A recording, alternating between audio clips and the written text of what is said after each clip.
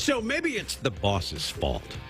This is West Michigan's Morning News. Steve Kelly and Brett Bakita. We've been critical of Gen Z over the years, and maybe because we're old, but at some point, we've got to look at ourselves, right, and say maybe we're just not taking the right approach. This is West Michigan's Morning News. Steve Kelly and workplace expert Julian Sado is on the live line with us. Julian, thanks for doing this today.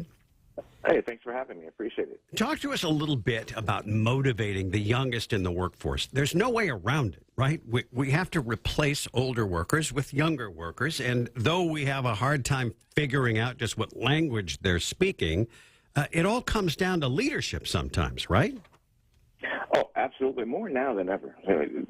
Communication has more impact on a person's belief system and their feelings, and it's been proven, and that's why Gen Z is not really quite quitting to me, but not really quietly not really engaging. So what's the key?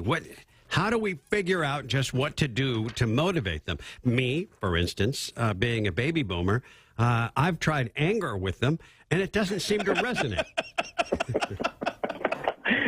Yeah, well, it's interesting. You know, Gen Z already has all the answers. See, you got to look at how they got started. I mean, Gen Z grew up playing video games. So video games, they never read the manuals.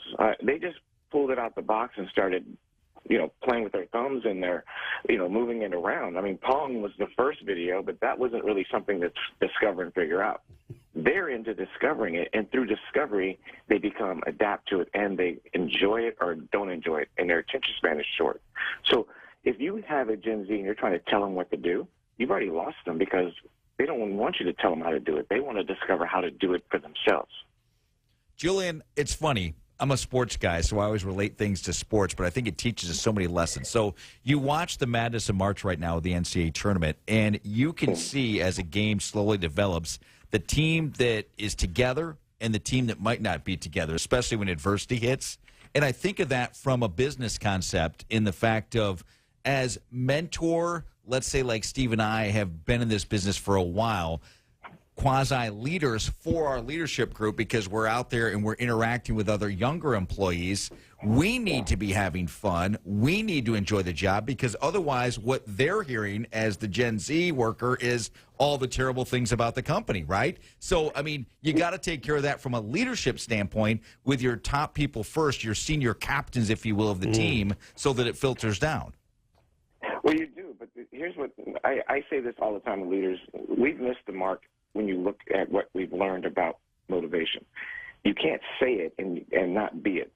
So if you're saying I have to be miserable, angry, my head down, and not really having fun, but grinding it out because I want to grow and be a leader one day, they don't want to do that because they've been seeing everybody on YouTube. Remember, YouTube is the number one venue watched. A lot of Gen Z, not all, don't even have TVs in the house. They look at their phone for entertainment, and all they see is people saying, you can be happy, live on a beach remotely with 3 steps that I'm going to teach you for $19.95.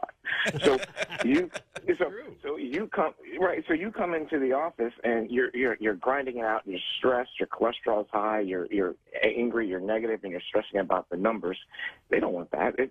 I don't want to be that guy. So they've already seen it that way. When I grew up, it was all about working your way up.